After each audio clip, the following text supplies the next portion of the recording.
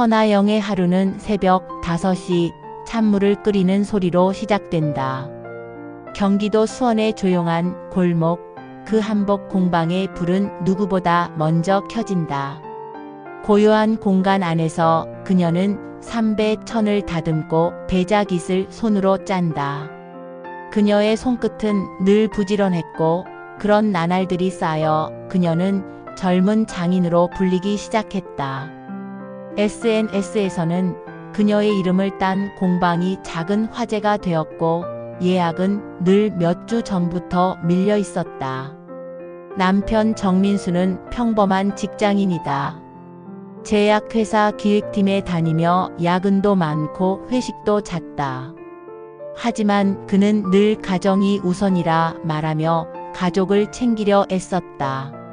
주말이면 딸 유정이의 피아노 학원에 함께 가고 늦은 밤이면 나영의 어깨를 주물러주며 요즘도 한복 주문 많아? 라고 물었다. 그 물음에 나영은 언제나 적당히 감사하게도라고 답하곤 했다. 진심이었다.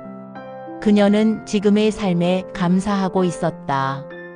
나영은 일찌감치 결혼보다 자립을 택했던 사람이었다. 대학 졸업 후 대형 브랜드 디자이너 제안을 뿌리치고 전통 복식 연구에 몰두했다. 처음에는 반응이 없었다. 그러나 현대 감성의 생활 한복이라는 콘셉트를 밀어붙이며 그녀는 마침내 자리를 잡았다. 부모님은 처음엔 반대했지만 결과적으로 나영의 선택을 존중했고 그 덕분에 결혼도 본인이 원하는 방식대로 할 수 있었다. 결혼 생활도 육아도 창업도 모든 게 그럭저럭 균형을 이루는 듯 보였다.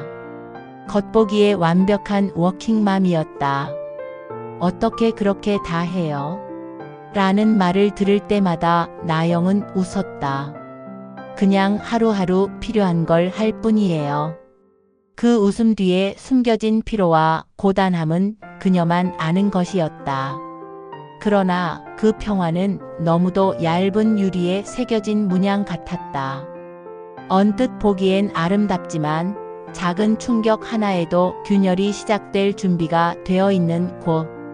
그녀는 그 첫 번째 금이 생겨나는 순간을 맞이하게 될 줄은 아직 몰랐다. 정민태는 언제나 아이디어가 넘치는 사람이었다. 식품 유통업에 손을 대겠다고 했을 땐 가족 모두가 반신반의했다.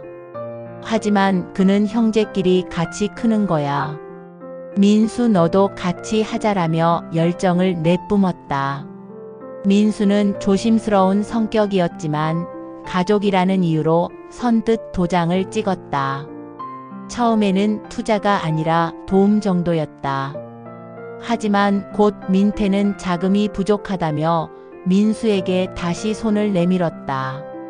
그때 민수는 나영에게도 말했다. 우리도 사업에 한 발 담가보는 거 어때? 나중에 회사 그만두고 같이 할 수도 있잖아. 나영은 고민 끝에 소액을 보탰다. 그것은 그녀의 공방 매출 일부였다. 정확히는 다음 시즌 준비금으로 모아뒀던 돈이었다. 나중에 후회하지 말자는 말로 민수는 그녀를 설득했다. 그러나 사업은 8개월 만에 무너졌다. 계약이 끊기고 물류 창고 비용이 밀리며 정민태는 모든 걸 접었다. 손해는 컸다.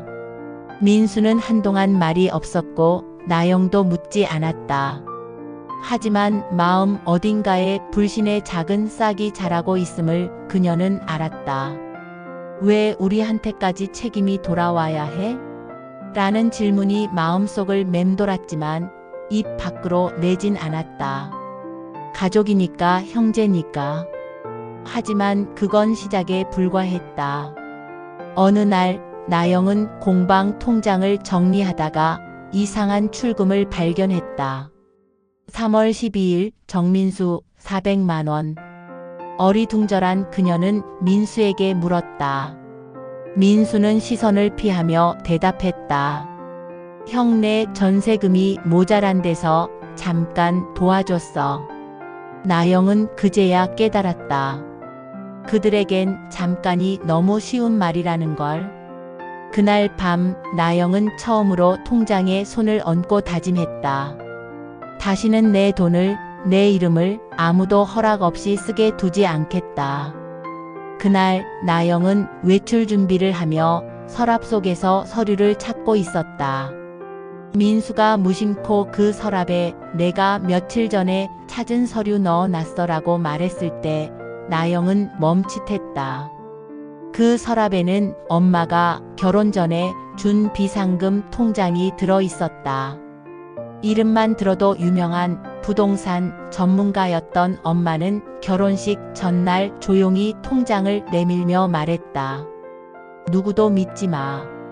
정말 위험할 때만 이걸 써.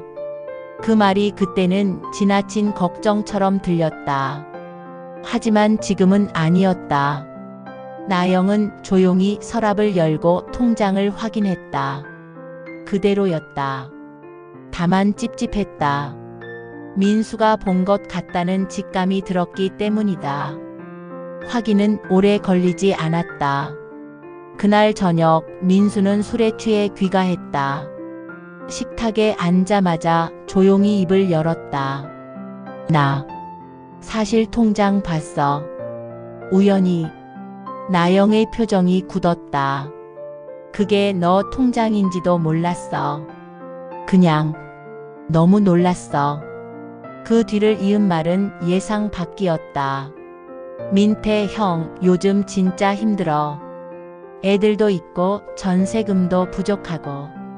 너 그 돈 잠깐만 빌려주면 안 돼? 나영은 묵묵히 물을 마셨다. 빌리는 것도 계약이야. 1억은 내 이름으로 되어 있고 엄마가 평생 모은 거야. 마음대로 할 수 없어. 민수의 눈빛이 달라졌다. 부부 사이에 그런 게 어딨어. 너 나한테 숨긴 거잖아. 숨긴 게 아니라 그럴 이유가 있었던 거지. 목소리가 높아지는 민수를 보며 나영은 확신했다. 그는 이제 신뢰할 수 없는 사람이 되었다. 그날 밤 나영은 통장을 다른 곳으로 옮겼다. 서랍 대신 벽장 깊은 곳, 자신만 아는 장소에. 다시는 누구도 찾을 수 없게. 이틀 후 나영은 공방 정산을 하던 중 통장에 이상이 생겼음을 직감했다. 입출금 내역을 확인하자 낯선 계좌로 빠져나간 3천만 원이 보였다. 송금인은 정민수, 수취인은 정민태. 나영은 순간 손에 들고 있던 계산기를 내려놓았다. 말도 없이 허락도 없이 그렇게 쉽게? 저녁 민수가 집에 들어오자마자 나영은 말없이 내역서를 내밀었다. 민수는 처음엔 딴청을 피우다가 이내 체념하듯 말했다. 내가 형 대신 갚을게. 진짜 미안해. 근데 나영아, 우리 가족 아니야? 그 말에 나영은 차분히 물었다. 우리 가족이면 왜 나한텐 아무 말 없이 이래? 내가 허락했으면 그 돈 너한테 줄 것 같았어? 민수는 대답 대신 한숨을 쉬었다. 넌 항상 내 기준이 너무 단단해. 때로는 가족끼린 좀 유연해야 하는 거 아냐? 나영은 대답하지 않았다. 하지만 마음속에서 무언가 무너지고 있었다. 민수가 건넨 건 돈이 아니라 신뢰의 이탈이었다. 그것은 돌이킬 수 없는 금이었다. 그날 밤 나영은 부모님께 전화를 걸었다. 그리고 다음 날 변호사 사무실을 방문했다. 변호사는 그녀의 말에 고개를 끄덕이며 말했다. 증여 재산임을 명확히 해 두셔야 합니다. 그리고 이혼이든 추심이든 절차는 지금부터 시작하셔야 해요. 그 말에 나영은 오히려 안심이 되었다. 누군가는 그녀의 입장을 정상이라 말해주는 것만으로도. 며칠 후 민수는 다시 무릎을 꿇고 빌었다. 다시 시작하자. 돈도 다 갚을게. 나도 나영 없이 안 돼. 하지만 나영은 고개를 저었다. 나는 내가 없는 너를 이미 알고 있어. 그리고 네가 없는 나도. 생각보다 괜찮더라. 3달이 흘렀다. 민수는 이혼을 받아들이지 못한 채 몇 차례 연락을 해왔다. 하지만 나영은 더 이상 흔들리지 않았다. 변호사와 함께 준비한 서류는 단단했고 법적 절차는 차근차근 진행 중이었다.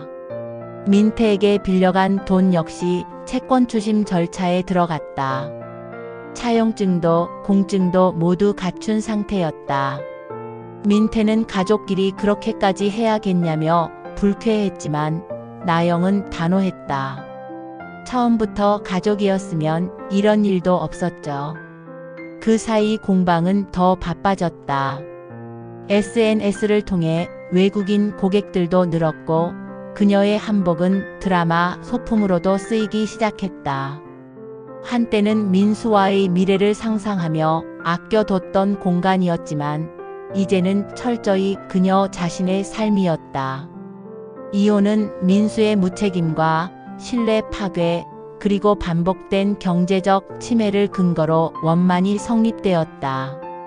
위자료도 없이 단지 나영의 자산을 보호하는 조건으로.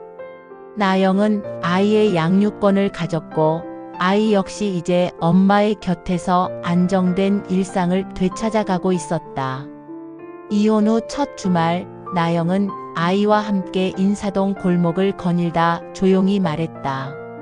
엄마는 이제 엄마가 정말 원하는 사람으로 살 거야. 아이는 묻지 않았다. 그저 그녀의 손을 꼭 잡고 걸었다. 그날 밤 그녀는 공방 뒷방에 누워 한복을 접었다. 실크 위로 손을 쓸며 자신도 모르게 웃음이 나왔다.